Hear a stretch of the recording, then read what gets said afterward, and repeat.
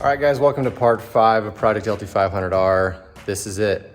This is the final push to get Project LT500r ready for Little Sahara the last weekend of September. It's currently September 7th as I record this. And we're just about there, but we gotta do the final push on Project LT500r. I've still gotta button up Project LT250r and get that started for the first time. Anyways, guys, enjoy. Today's gonna be pretty simple, but also pretty satisfying. There's really not too much more to add to the bike. I've got, this is kind of a neat piece. This is a billet reservoir for the rear brake system. You just take this OEM reservoir and hose and everything off, and this mounts directly to the master cylinder. So that's pretty cool. Other than that, I've got to do some satisfying stuff. Satisfying meaning the fenders, the OEM seat. I've got to uncover that and look at it for the first time. I've actually never seen it out of the plastic. And a couple other things. And then in the future, I've got to get it dune ready. Dune ready is pretty simple. I've got to put on some outerwear over the air filters, an outerwear cover over the second radiator as well. I've got to get the sand, wheels and tires on it. And that's pretty much it. But anyways, guys, let me know what you're thinking of it so far. And let me know what you think of it after today's video.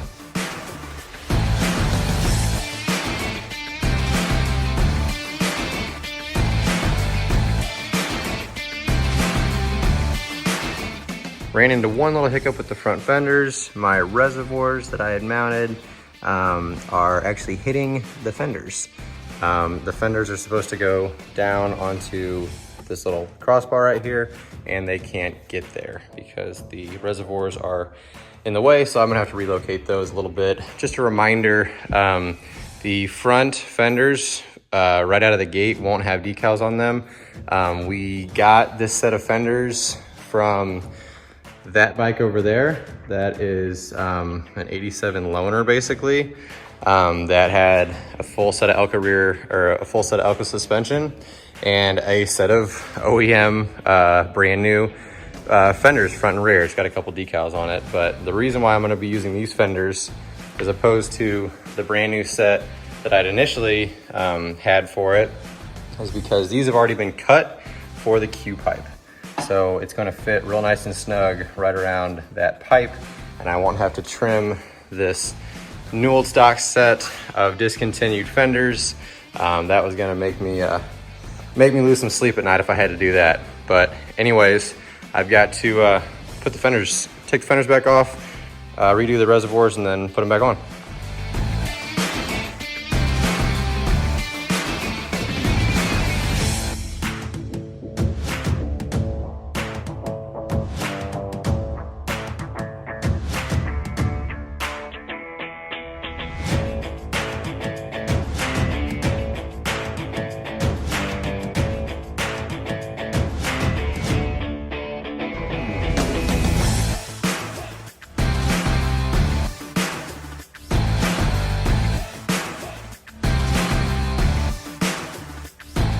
So I decided that for the first time that you guys get to see this thing full fendered, I'm gonna go ahead and just throw the set of fenders on it that was initially supposed to be on it before I realized that I needed the clearance for the Q pipe.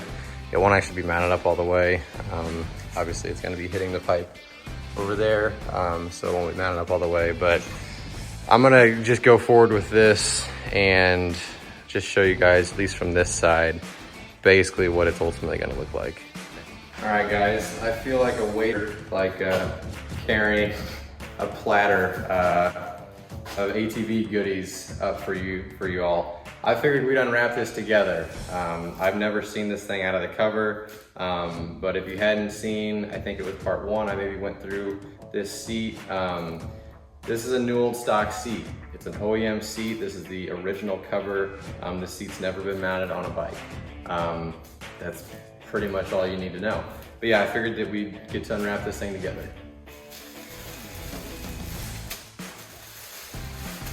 Jeez.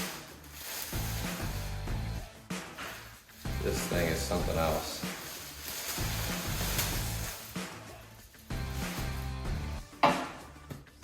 So let me just first start with the seat pan before I even flip it over. The seat pan is absolutely perfect. There's even the factory, obviously all over the OEM bikes, you've probably seen little white marks.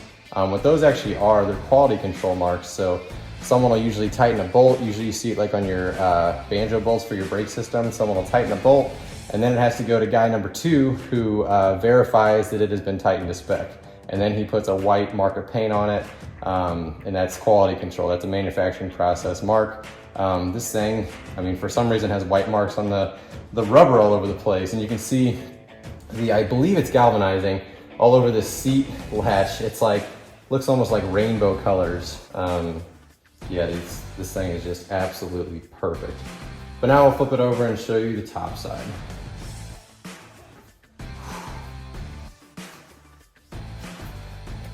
Wow. Wow, wow, wow. Yeah, I got no words. This seat is absolutely perfect. In 1990, they had the big, bold, capital Suzuki letters on the back of the seat. And then every year Zilla technically had a different seat, actually. Wow. Wow, wow, wow.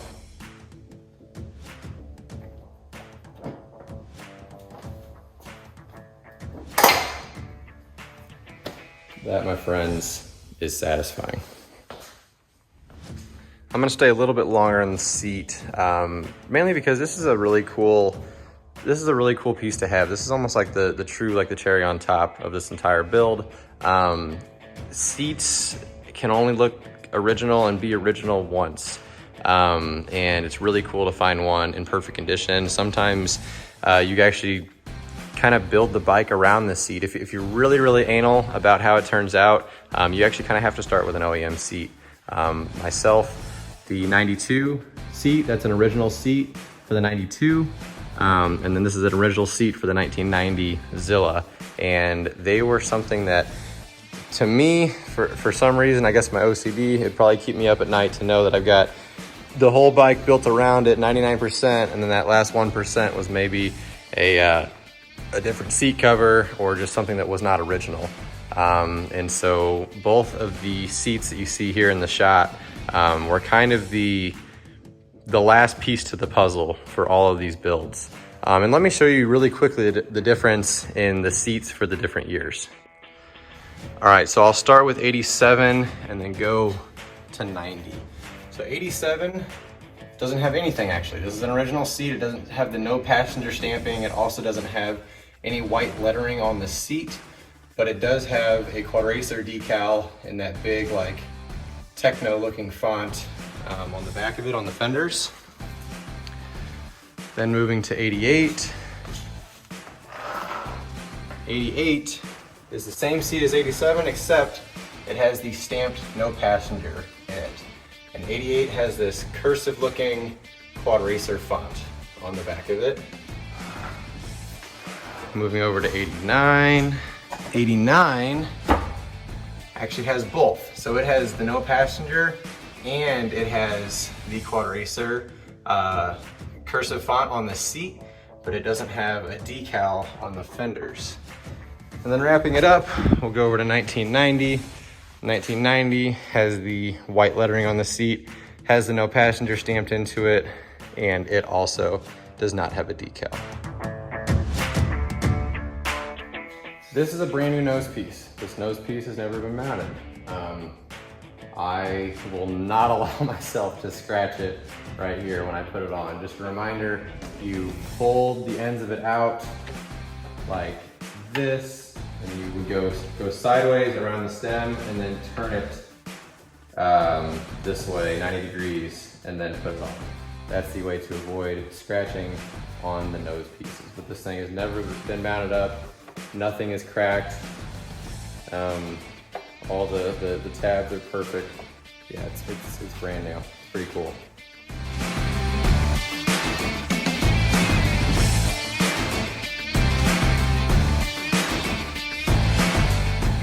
Wow, guys. Let me know what you think. I'm kind of speechless right now. I just buttoned it up on this one side so you guys could kind of see what it looks like, but obviously the far side isn't bolted up. It won't clear that pipe. So it's just kind of mocked up for right now, but what do you guys think? I mean, what do you guys think of the look of a quad racer in general? I've been around them all my life, so I think they look pretty awesome. But just overall, let me know what you think as far as just ATV history and some of the prettiest bikes out there. Let me know where you think the Quadzilla ranks. Also, let me know where you think the 250 Quad Racer ranks. Because man, seeing this thing in person, on camera it still looks good, but in person this thing is just jaw-dropping. Guys, I just wanted to kind of take a minute and embrace Project LT500r for a second before I take the hood, the seat, and the front fenders back off. I probably will not be running them in Oklahoma. Honestly, I'm probably just gonna leave the seat here. There's no need in it getting all sandy, and I'm not gonna ride on it. Actually, what I'm gonna ride on is this 87 seat anyways. It's just an extra seat that we had. But I kind of just wanted to take a second and just embrace Project LT500r. This is a very, very cool experience for me, and hopefully it is for you guys too. There's been so much time, years in fact, that's gone into this bike that you guys weren't able to see. But yeah, I really appreciate you guys. This channel, I've been building bikes for a very, very long time, and I just started filming a couple months ago. I've already gotten 1,000 subscribers. That's really cool. And I love the whole community behind these ATVs and the dirt bikes. Like, this hobby is just so incredible in so many different ways. But I guess, guys, I appreciate all you guys. I just want to let you know that. And any comments or likes or subscribers, I appreciate that too. It really does help me know that you guys are out there and you want to see me, you know, film more of my projects. It's a lot easier for me to just go ahead and build it without filming. But the filming, obviously, there's a lot of enjoyment for you guys. So if you guys are enjoying it, I will keep filming and doing stuff. Just let me know you're out there. Continue to let me know you guys are out there. I really appreciate all you guys. All right, so sadly, I do have to take the seat, hood, and front fenders off. It's a sad day, except I'm putting on a basically brand new set of front fenders anyways. The decals are on their way. The seat I'll be putting it on it is almost perfect. And the hood as well will almost be perfect too. So honestly, not a big deal. Anyways, I'm gonna tear it back down.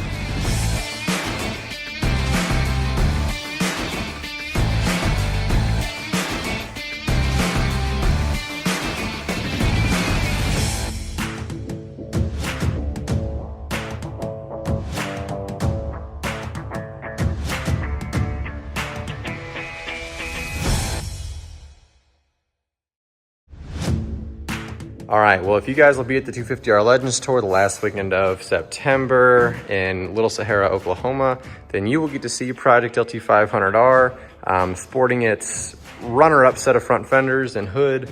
There's like a little crack there, and then also the seat, which still looks great. So there's really no loss there. But anyways, I've got everything mounted up and good to go. I'm actually going to take Project LT500R off the lift, throw it back in the corner until I can get the decals in and shift over to Project LT250R. It is time, my buddy, to fire you up.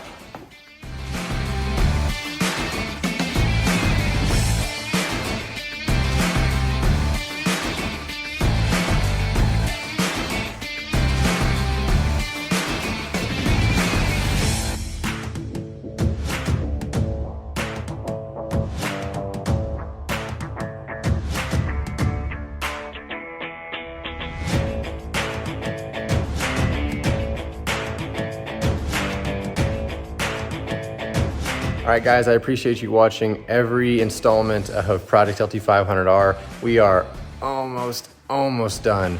I am just going to button up a couple things, basically just decals.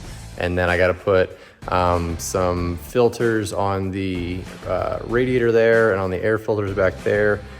Just some like socks basically to go over them to make sure that sand does not get into them. And then sand paddles, and this thing's ready to go. So I appreciate everything leading up to the 250R Legend Tour ride and everything leading up to the completion of Project LT500R. You guys are awesome. Until next time.